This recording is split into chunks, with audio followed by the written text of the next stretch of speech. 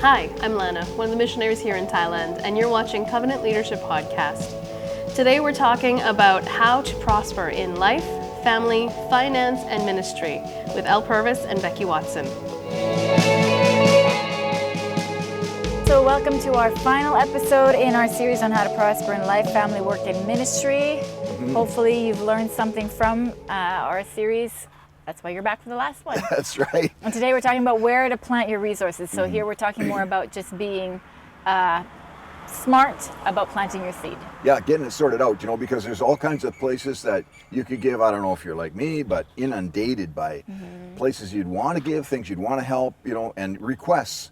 And so we want to be very clear about this, because as we finalize this series on how to prosper, because where we sow and where we give is really a key to what we receive back. And the options, or let's say the scale, is between, do I want to partner with something that's very fruitful, or do I want to give to a dire need? And there's everything in between on that scale. And benevolence is giving to a dire need, and it's a good thing. Yes.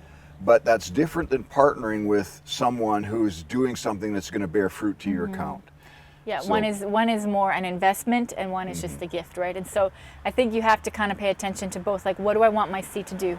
And there's a lot of things that we give to that we just invest in as we give to, like benevolence. Like, you just feel like there's a need, I can meet it, and that's great. And God blesses that type of giving too. But there also has to be seed that you sow as an investment, as a partnership, as something that you're committing to, because there's fruitfulness in that thing and you want to be a part of receiving that fruitfulness. That's it. And Jesus said, the poor you always have with you, right? And so there is always that poor. But what we're looking for really, this, from my perspective, is how can we get those people from poverty into doing, on the same level, seeing themselves like we see ourselves, and, in the sight of God, as being able to prosper and accomplish something and do something amazing. So then what would you say to people that are watching and say, okay, so what do I need to look for if I'm looking to invest as opposed to just give a gift of benevolence? Well, the first thing you need to look for is vision. If there's no vision there, then it's not going anywhere. It doesn't matter how much money you pour into it. And then the clarity of the vision, and to understand in that vision, like, why is it that we do this? What is the process? What is actually going to happen? When we came to Thailand in the beginning, we had a purpose to rescue orphans, but that was step one. Right. And we knew that, and people that understood that, we're not just saving orphans, because we couldn't save them all. Yeah. But we are raising leaders out of people that have been discarded by by society or by the war or whatever it was, and we can raise leaders now that can actually rise up and do something. Of course, now we're in the generations where we're seeing our leaders, our kids, and others that have been raised up flourish across Asia. And the neat thing for me, Beck, is you go back into Canada, and we got people that have partnered with us now for almost 40 years. So amazing. And to be able to say, look, this is what we did together. I mean, I tell you what, that is so rewarding to be able to say, and here's the deal: when we left Canada, people partnered with us because of what we said we were going to do. They had no proof, but they could hear something coming out of our mouths that came from our heart. That was, we are going to go to Thailand, we're going to make a difference in these lives, these kids are going to raise them up, and who knows what's going to happen. Will you partner with us? And yes, they'll partner with us, and faithfully over the years partnered with us, and now, together we're just reaping a tremendous harvest. So that's part of the key for breaking out of the whole poverty mentality and breaking yourself out of that, is you've got to be partnering with something else too. So even for us as IPM Ministries, right, Income Producing Ministries here in Thailand, what we do out of income producing, we're actually partnering with other nations, and we partner with the Bible School, and we partner with other ministries, so that we're also reaping the benefits of that. Even though we are in need, right? There's so many things that we can do.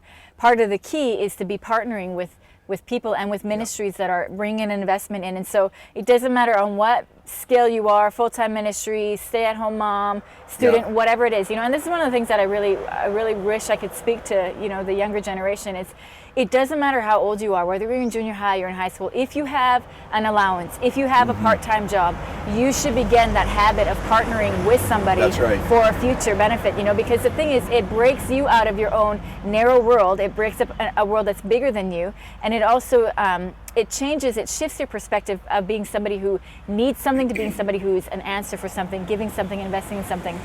And I think a lot of times we would feel I'm just speaking, remembering it myself as when I was younger. Sometimes you feel like your life is so insignificant, you know, but there's so much that you could do that would be of significance if you could just partner with something else to expand your vision and expand your horizon. And it's one of the things that we talk about when you have 7 weeks in Asia here. You know, we encourage our kids that come on 7 weeks in Asia. When you are finished 7 weeks in Asia, it's easy to go home and go back to life as normal, but you encourage them before they go home. Make sure you partner with the missionary, and there's a reason for that. It's not because their $25 is going to make a huge difference. It is going to make a difference in the missionary's life, but it's the difference it makes in their life that's the key. So we give and we partner for the difference it makes in our lives. It's not the $25 or the $30. It's the connecting to vision, connecting to purpose, connecting to passion, and seeing how God uses our faithfulness in something small for his kingdom, and it's an amazing thing. And you want to get me mad again? Just mention that, Beck, because you know what? The reason that you even have to tell these kids that is because they've never heard it before. And 7 weeks in Asia, kids that come and we talk about, you know, she partnered with a missionary, like, what? I've never heard of that before. And I mean, are you kidding? Well, your dad's a pastor. They hear it in church, but they don't hear it for themselves. Like, can make the decision to partner, right? So it's that whole thing. We have to break ourselves out of our own inner world, out of our own always looking, and even as a ministry, it's really easy to end up just looking inward because we all see our own needs, we all see our own problems and our own challenges. But the fact of the matter is, if you can break out of seeing just yourself, the world becomes a much bigger place. It gives you a greater perspective. You see yourself as not in a dire position anymore, right? You see your ability to be an influence, to be a blessing. It breaks you out in greater creativity. You see things that other people are doing, and now you're like, I can do that too, you know? And it just breaks you out of selfishness. And selfishness is such a limiting factor. And it's not that any of us mean to be selfish. It just happens very naturally. So one of the ways that we get to deal with that is by partnering and sowing seed in something long-term that is going to bring an investment in your life. Yeah, that's it. So when the farmer looks in the pantry and there's nothing in there, what does he do? He sows. You know, there's no sense pining away or going to your neighbors or whatever. You reap what you sow, and that's the whole deal. We've got to keep sowing. Doesn't matter how much we're without, we just keep sowing. That's right. You know, the emptier our fridge is, the more we give. You don't give based on what you have to give. You give based on your faith and based on what you believe that God is going to do. Because if it was just based out of what you have, all of us could have good reason not to give. Totally, you know? so totally. But true. the fact of the matter is, the more generous we are, the more that God blesses us. And I just want to end with just the story of some of our students in Bible school. They've graduated last year that are involved in our worship team, and they've seen how our worship team operates. And a lot of our leaders are very, very generous. They buy equipment, they do a lot of different things.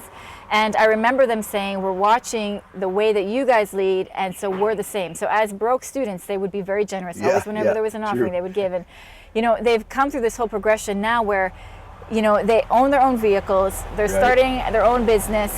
God is just blessing them and prospering them in ways of just understanding and wisdom and dealing with people and having great ideas and wisdom. And it's just amazing to see them prosper. But they will tell you that prosperity came out of watching the generosity of our leaders and mimicking that generosity, copying that idea that we're not less than, we're not broke, we're not those that are without, but we're those that can give and we're those that can partner. And they are the most generous guys, and I'm seeing God bless them in ways that are just so amazing. And so he can do that for you too. It's not a hard, difficult, secret society. Only a few can enter in. You know, every one of us has that opportunity to be generous if we can break off poverty in our thinking, break it out of our wallets by being generous, see what God can do through you and in you. What else can we say?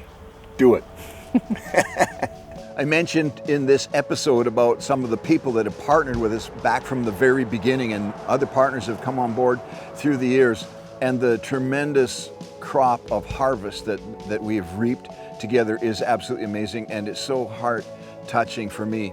And, you know, I could cry about what we need and what we don't have and how limited we are and all of those kind of things, and every one of us could if we're looking in the wrong direction. But the direction we're looking in is the vision that God has given us, the purpose that He's put in our hearts, and the passion. And so that's what attracts people. And I want you to know that there's something in your heart today that's attracting you to what's going on in Asia, and there's a tremendous opportunity for you to now become a partner. If you're not a partner, if you are a partner, we're just so thankful. If you need to be a partner, let's do this thing. Contact us at www.victoryasia.com. Everything's right on there, and let's do this together. Let's do something amazing across Asia. If you want to know more about what we do, you can check out our social media links down below. The music that you're listening to is produced by Victory Worship Band. You can check out their album on iTunes. We want to give you an opportunity to partner with us, so check that Give Now button. Thanks for watching.